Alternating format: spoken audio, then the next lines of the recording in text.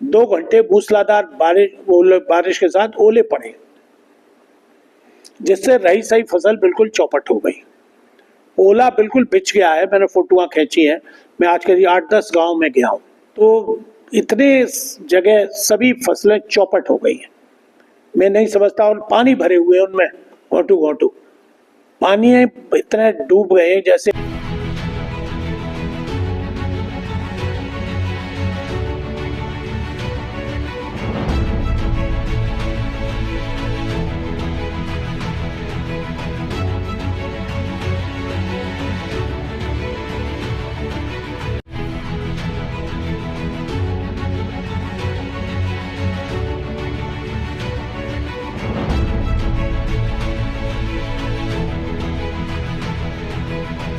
जनपद मथुरा में आंधी, बारिश और ओले की वजह से किसान की फसलों को हुआ भारी नुकसान, लेकिन किसान प्रकृति के आगे बेबस।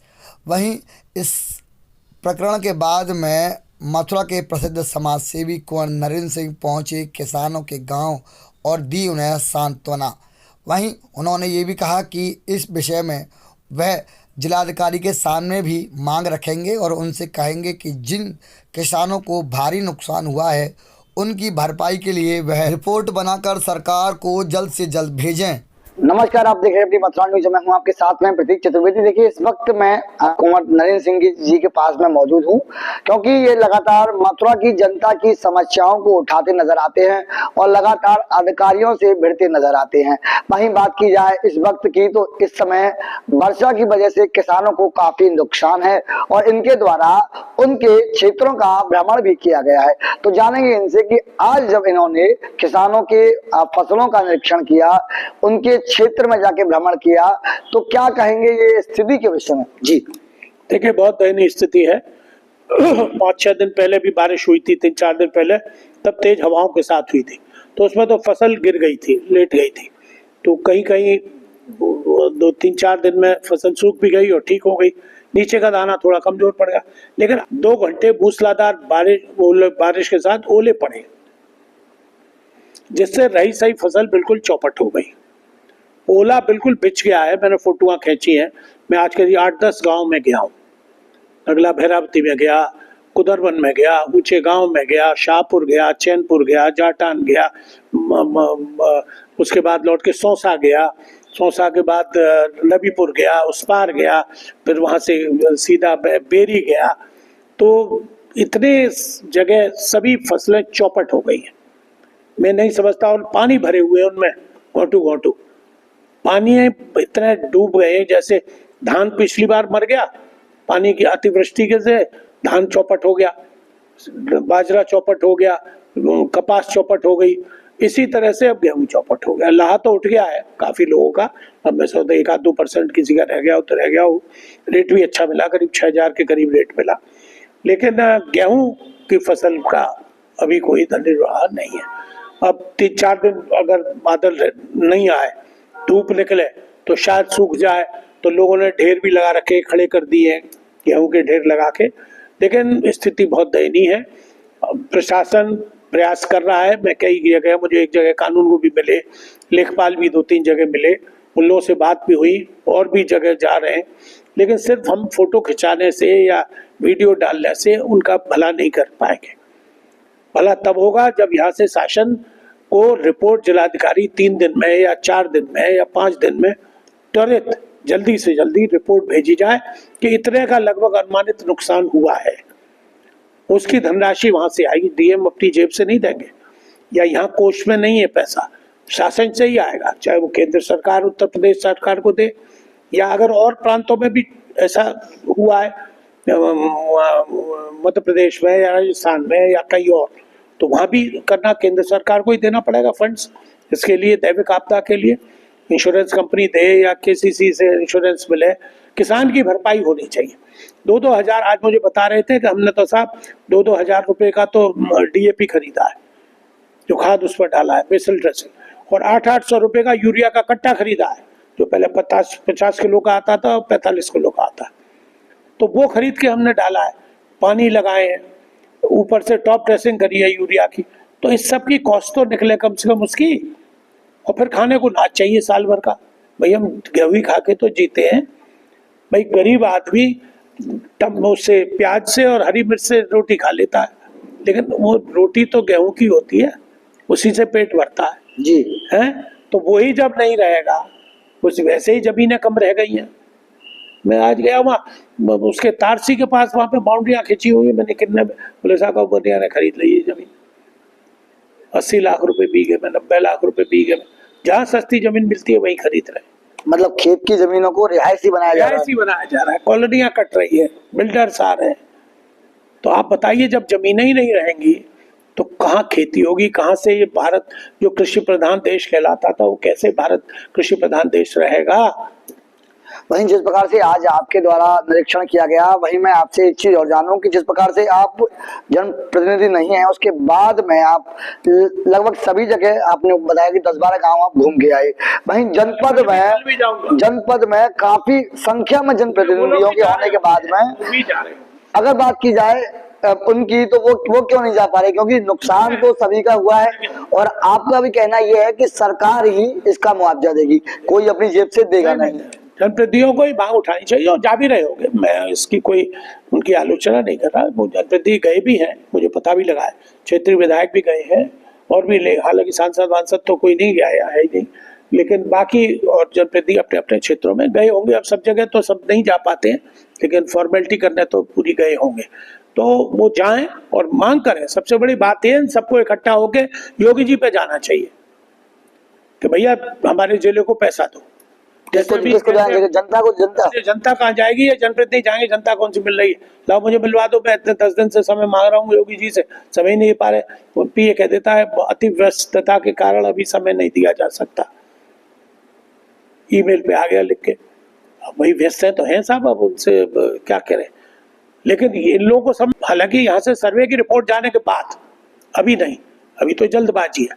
2-3 दिन में, मैं समझता हूँ 4 दिन में जिलाधिकारी से बात हुई थी, वो ये कह रहे हैं कि हम इसकी सर्वे की रिपोर्ट बना के अति शीघ्र भेज देंगे शासन। अनुदान जब वहां से आ जाएगा, पैसा आ जाएगा, तब हम उस पर कार्रवाई शुरू कर देंगे, बांटना शुरू कर देंगे। लेकिन इस बार कई वर्षों के बाद, हम करीब लगभग लेट 60s में हैं और होश संभाले भी 50-60 साल हो गए, इतना ओला हमने नहीं देखा। कल रात से ही फोटो डालने लग गए फेसबुक पे लोग, भरे हुए टोकरों में भरा हुआ, परात में भरा हुआ ओला, ऐसे जैसे कि सफेद हो गया एकदम। अब सरकार से भी क्या मांग है इस स्थिति को देखते हुए? तो देखिए, पर बीघा या पर एकड़ जो नॉर्म्स होंगे सरकार के, उस पर तो मैं कोई टिप्पणी नहीं कर सकता। वो तो जो गाइडलाइंस होंगी शासन की, उसी के अनुसार मिलेगा। प्रति बीघा के हिसाब से मिलेगा या प्रति एकड़ के या प्रति हेक्टर के हिसाब से मिलेगा। वो जो भी नियम होंगे वो तो उचित ही होगा। अब वो पूरी भरपाई तो ये कहेंगे 1 लाख रुपए बीघे मिल जाए, उसको तो मिलेगा नहीं। अब जो भी हमारे हिसाब से मिनिमम, उनके हिसाब से मैक्सिमम जो ज़्यादा से ज़्यादा होगा वो मिलेगा।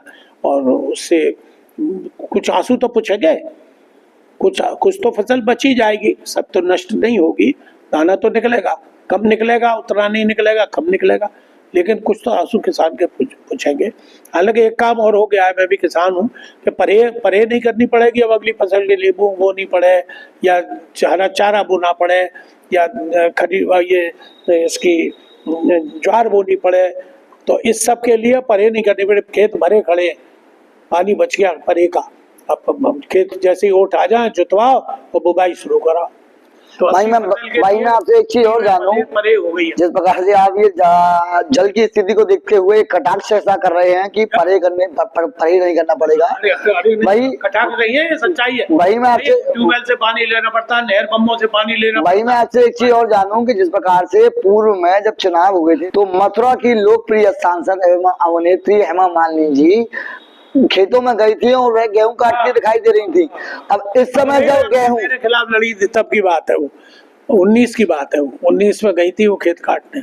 अब वो कटे-कटाए खेत को ले लिया। खैर वो तो देखिए, नहीं, इस समय जब पानी भरा हुआ है, क्या इस समय उनको आके खेतों की स्थिति नहीं देखनी चाहिए? अगर मैं देख रहा करनी चाहिए, वो इतनी प्रभावशाली महिला है, वो चाहे तो मोदी जी से डायरेक्ट बात कर सकती है, वो चाहे तो योगी जी से डायरेक्ट बात कर सकती है फोन पे, जाके जिलाधिकारी से बात कर सकते हैं, उनको बात करनी चाहिए। बात करने पे कहीं आ जा रही है, पार्लियामेंट में भी जा रही है, मिल रही है, यहाँ भी आई है 1-2 बार, तो ऐसा नहीं है। लेकिन सांसद है, संसद में वह मुद्दे भी उठा रही हैं। अगर इस समय बात की जाए, इस समय संसद फिर अगले सत्र अभी से ही शुरू होने वाला है जल्दी, तो संसद में उठा सकती है उसको, कहे, वो तो खैर समय है उसमें तो। लेकिन अधिकारियों से, उनसे, अगर वो आपका चैनल देख रही है तो मेरी उनसे गुजारिश है कि सांसद जी बात करें, योगी जी से करें, मोदी जी से करें, वित्त मंत्री से करें कि भैया हमारे क्षेत्र को हम दीजिए पैसा आप ज़्यादा से ज़्यादा। और 2 सांसद हैं और जिला परिषद अध्यक्ष हैं, नगर निगम अध्यक्ष हैं, सभी तो सारे चैनल्स तो उनके पास हैं। फिर भी उसके बाद में किसानों की इस प्रकार से स्थिति क्या कहेंगे? अभी मैं सोचता हूँ लेवी के सेंटर भी नहीं खुले, जबकि योगी जी ने स्पष्ट कहा था, आपने भी पढ़ा होगा अखबार में, कि 31 तारीख तक सारे लेवी के सेंटर, क्रय केंद्र शुरू हो जाने चाहिए, लग जाने चाहिए। मैं वैसे कल मंडी भी जाऊंगा, आज मैं देर हो गई इसलिए नहीं जा पाया, तो कल देखूंगा जाके कि सेंटर खुला है कि नहीं खुला। कहीं सेंटर ही नहीं खुले अभी खरीद केंद्र के, आड़तियों पे बेच बेच के किसान जा रहा है। और वही आड़तियाँ जब सेंटर खुल जाएंगे तो मिली भगत से उनसे सरकारी खरीद केंद्रों पे अपना किसानों का बचा हुआ माल जो 2000 में या 2200 में खरीदा है 2580 में बेचेंगे, 80 या 85 जो भी रेट होंगे। 160 रुपये बढ़े हैं अभी उस पर लेवी पे गवर्नमेंट ने बढ़ाए। तो आपका कहना भी यही है कि यहाँ के जो जनप्रतिनिधि हैं वह भी इस मांग को ऊपर सरकार के समक्ष रखें? उठानी चाहिए, तत्काल उठानी चाहिए, बिल्कुल उठानी चाहिए, लिखना चाहिए और जाना चाहिए। मैं तो कह रहा हूँ सब लोग इकट्ठे होकर जाओ ना, सब एक पार्टी के हो, फिर काय की शर्म है एक दूसरे के साथ जाने में। मान लीजिए मेरी आपका कोई विवाद है, आप दूसरी पार्टी के, मैं दूसरी पार्टी का हूँ, चलिए समझ में आती है बात। अब तो भैया सभी एक ही थैली के चट्टे। दर्शकों, जिस प्रकार से आपने सुना, ये थे हमारे साथ में कुंवर नरेंद्र सिंह जी। जिस प्रकार से आज इनके द्वारा मथुरा के विभिन्न गांवों का निरीक्षण किया गया है, जो फसलें बारिश की वजह से या तेज हवाओं की वजह से बर्बाद हो चुकी है, उनका इन्होंने निरीक्षण किया है। भाई इनका ये भी कहना है कि ये एक समाज सेवी कहने के नाते इस पूरे मामले को जो जिलाधिकारी महोदय हैं उनके समक्ष रखेंगे। वहीं देखना यह होगा कि आगामी समय में जिलाधिकारी महोदय के द्वारा किस प्रकार से जिन किसानों को भारी नुकसान हुआ है या नुकसान हुआ है, उनको आगे की प्रक्रिया या मुआवजे की प्रक्रिया किस प्रकार से सुनिश्चित कराई जाती है या किस प्रकार से दिलाई जाती है। फिलहाल के लिए इतना ही। मैं अपने सहयोगी के साथ प्रतीक चतुर्वेदी, अपनी मथुरा न्यूज के लिए।